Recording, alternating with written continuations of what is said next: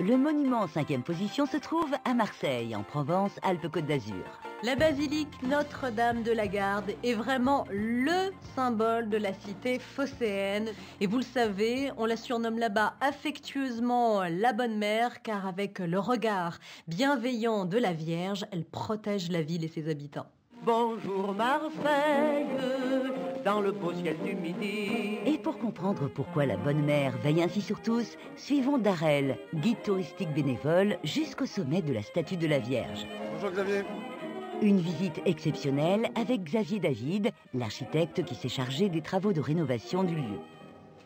Cette statue, on la voit bien de toute la ville, on la voit depuis la mer, mais ce que tu vas découvrir, c'est que, à travers ses yeux, elle regarde l'entrée du port, elle regarde le vieux port, elle regarde tous les Marseillais.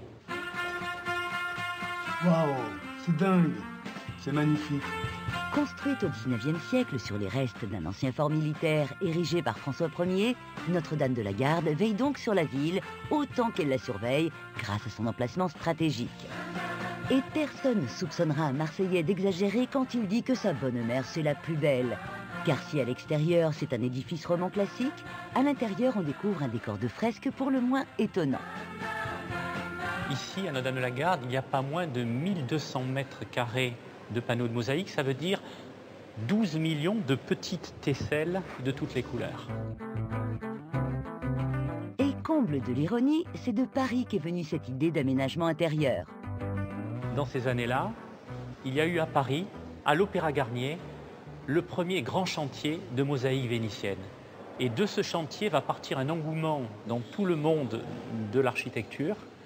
Et c'est ainsi qu'à Notre-Dame de la Garde, on va avoir l'un des plus beaux programmes de mosaïque vénitienne d'inspiration byzantine.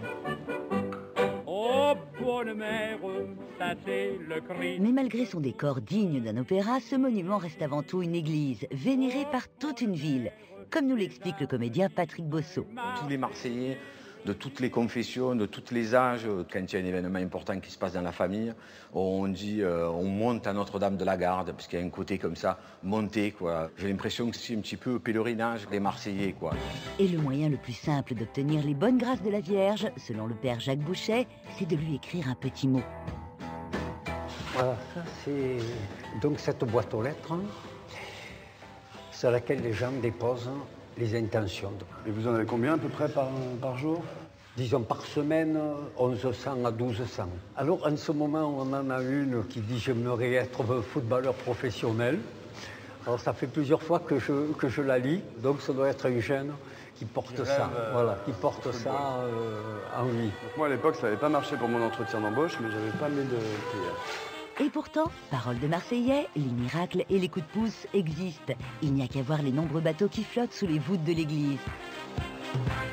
Alors Magali, peux-tu m'expliquer pourquoi il y a des bateaux dans cette église? C'est vrai que c'est très surprenant et en fait c'est ce qu'on appelle des ex-voto. C'est une tradition qui remonte quand même au XIVe siècle. La Vierge veille sur les marins qui lui offrent des bateaux quand ils reviennent sains et saufs de leur virée en mer. Et Magali, responsable des ex-voto, veille de son côté sur les centaines de maquettes, tableaux, plaques offerts à l'église contre cette protection divine. Si beaucoup parlent de naufrages, de bombardements ou de maladies, certains plus amusants traitent des miracles lors d'accidents de la vie quotidienne. Nous sommes dans une savonnerie marseillaise, la savonnerie Magnan. Et donc ce monsieur, qui est en fait le fils du patron, a manqué de tomber dans une cuve de soude. Et donc on voit ce personnage retenu par un ange. Donc c'est une sorte de cliché sur le patrimoine marseillais, avec le fameux savon de Marseille.